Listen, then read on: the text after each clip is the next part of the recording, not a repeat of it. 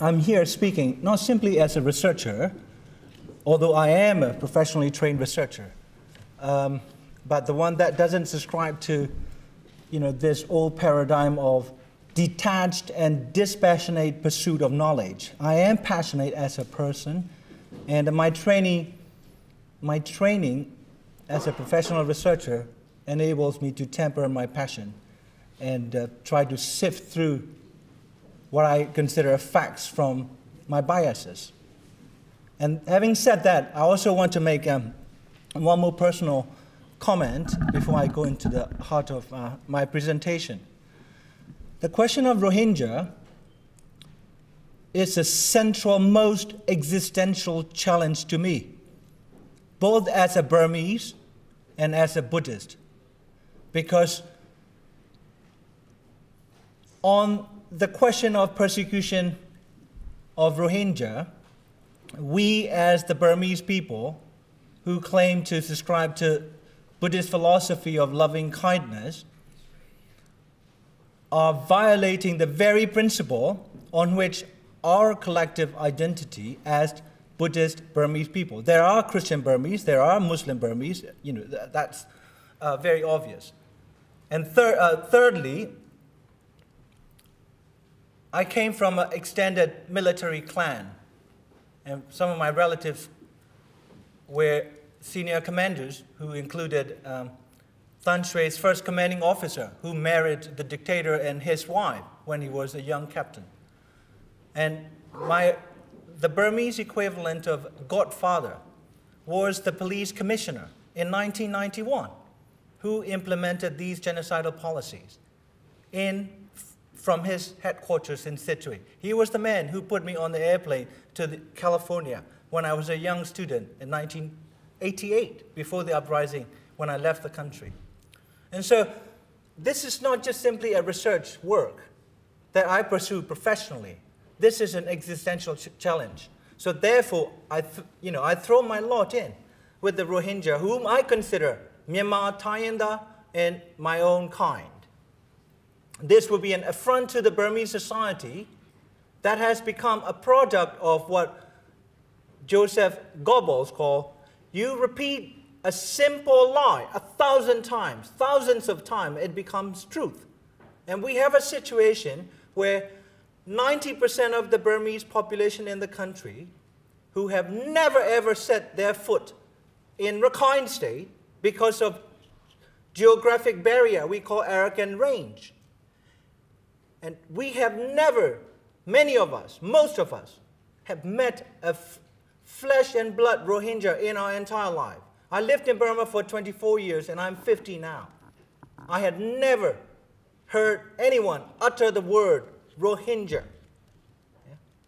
And I came from a fairly educated middle-class family. And even someone like myself, with the level of privileges and education I had, did not know that Rohingya exist.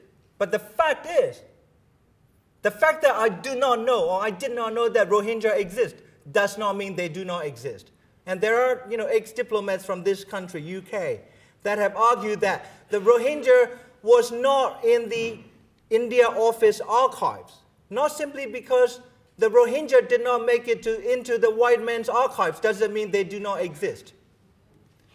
So now, onto my presentation. This is based on a 3-year study I conducted with my colleague, and this is coming out as a 30,000 word journal article from the University of Washington Law School called Pacific Rim Law and Policy Journal. First, we need to understand who the Rohingyas are. The Rohingyas are the people who are pre-nation states, just like many of us, just like the Kachins, just like the Chin, just like Karen, Wa. They are borderland people. What James Scott called borderland people. They are pre-nations. They belong to different political systems. Yeah? And they speak a similar dialect with, like the Chittagonian Bengali. But that doesn't mean that they are Bengali, or they are Chittagonians, or they belong to Bangladesh because they speak a similar dialect as Chittagonian across the border, because the Burmese, who speak a modern version of Arakanese or Rakhine language, no Rakhine would ever consider themselves Burmese, and they will be offended if you say, you speak a dialect of Burmese, therefore you are Burmese. And yet, we do not apply this logic to the Rohingya. And of the so-called 135 official races, and then some of the races are simply names of villages and rivers. And villages and rivers are deemed races. And 2 million Rohingyas are not accepted as a self-recognized and once officially recognized Tayinda or nationality of our country or fully fledged citizens. That is the situation. So we have a scenario where the majority of Burmese believe in a single state manufactured lie since the 1970s, that the Rohingyas are nothing viruses that have invaded into the geographic body of our country. And therefore, we must eliminate them, repel them, and confine them to some area. So the Rohingya issue, as the Burmese, in a characteristically racist manner, describe as Bengali. Bengalis are viruses. When you have viruses, what do? You eliminate them, you attack them. That is the first symbolic step towards destruction of Rohingya. And then everything flows from it. And also, there have been reports and analyses that have described or characterized the Rohingya situation, or Bengali situation as they call it, as primarily communal. Despite historical and ethnic complexities, we have a situation that is empirically and verifiably black and white. Yeah? And also there's another argument on this, especially coming from the International Crisis Group and others, who said the the communal violence, in quotes, between Buddhist Rakhines and Muslim Rohingyas are a sad but almost inevitable dimension of any multi-ethnic society transitioning from authoritarian political systems to a more open system. That is completely factually false, because the persecution of Rohingyas began 35 years before the country opened up. The argument just does not hold. So how do I know what I think I know and what I'm going to share with you? I've done, actually my colleague, co-researcher and myself, we've done extensive archival research in both Burmese and English languages. Just about everything written on Rohingya we have read, we have sifted through it. We have looked at the documents that my colleague Matt here analyzed and wrote a very credible report about. We read that document 6 months ago. It went into our views and guided conversations with people, including ex-Burmese military officers stationed in Rakhine State. The highest level of like a military officers I have interviewed personally, brigadier generals. And then I've been also personally interviewed three very prominent members of the Rakhine Inquiry Commission set up by President Thein Sein.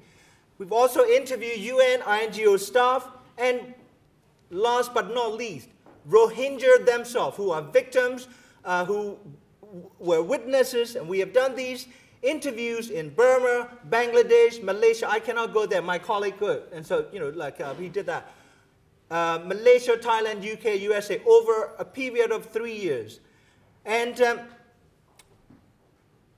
out of our 3 years research, we have concluded what we have is not a situation where Myanmar as a country is marching potentially into the future of genocide. We are seeing what we call the slow-burning genocide that is unfolding with characteristic spikes of killings, and then followed by plateaus of carefully designed and structured destruction of Rohingya as an ethnic, religious, and national group. And the Burmese government, or Myanmar government, successive Myanmar governments, we have found, based on our evidence, are guilty of 4 acts of genocide out of 5 acts spelled out by the UN Convention on the Prevention and Punishment of the Crime of Genocide in 1948, and then the Rome Statute, Article 6. So here, I juxtapose genocidal acts with types of atrocities that Rohingyas have been subject to since 1978. This is not a transitional issue. This is not a communally led violence. This is state-sponsored with communal collaboration within the Rakhine people, and not all of whom are racist, but many extremist elements. Genocidal acts are acts committed with the intent to destroy, in whole or in part, a national, ethnical, racial, or religious group. As such, number one, killing members of the group. There are plenty of evidence of killing members of the group. The number of people killed, maybe 20 or 200,000 or 20,000, it doesn't matter. They are killed on the basis of their ethnicity. That is considered a genocidal act. Yeah? Causing serious bodily or mental harm to members of the group. Destruction of group identity is a symbolic violence. If you walk down the street and you are told repeatedly you are not a human being, you are a dog. Yeah?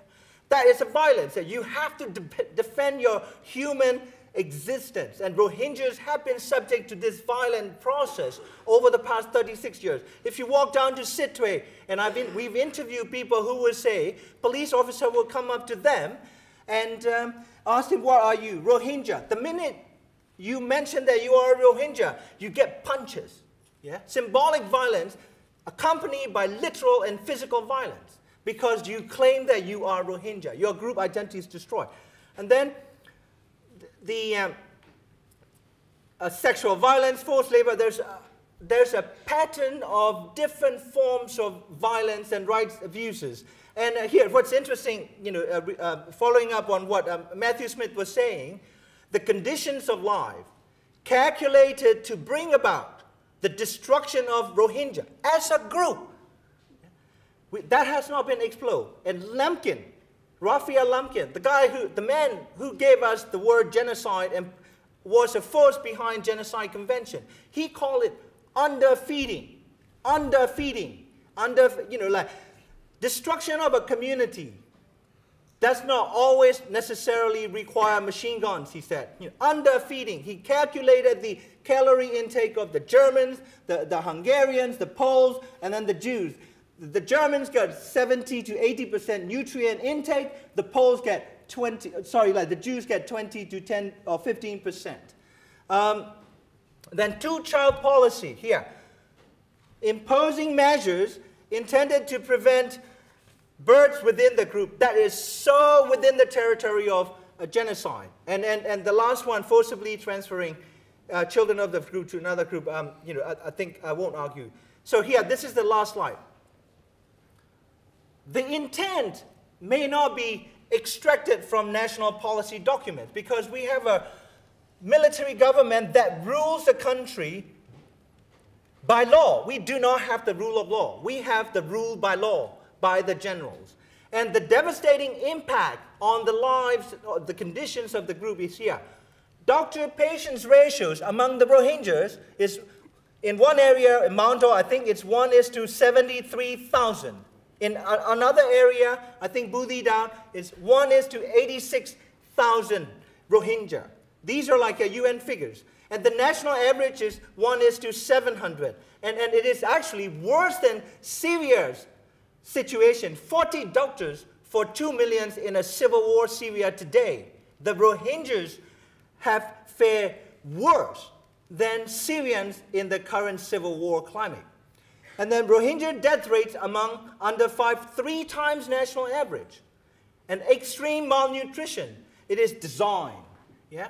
It is design. If you forcibly relocate an entire population or part of the population to encampment areas and then deny them opportunities to make their own food or to receive provisions of emergency food, medicine, water, then your intent is so clear. You can infer that from the very acts and the consequences that have on that community. And then severe restriction for Rohingya. Rohingyas not in camps. They have been living in 11 security grids that are armed, and they cannot move from one neighborhood to another. So I think this is an inconvenient genocide. Genocide that cannot be known by its name because it doesn't serve the interest of the Americans or the British or the Australians or anybody. So in 2009, Human Rights Watch came up with a report and prophetically wrote, no one is helping Rohingya because it's not in their interest. So, but I think as human beings, yeah, we are all human beings first, and Americans and Australians and Burmese and researchers and doctors second. As human beings, this is an affront to our humanity. If I consider this an affront to me as a Burmese and a Buddhist, this is an affront to all of you and your humanity. I will stop here. Thank you.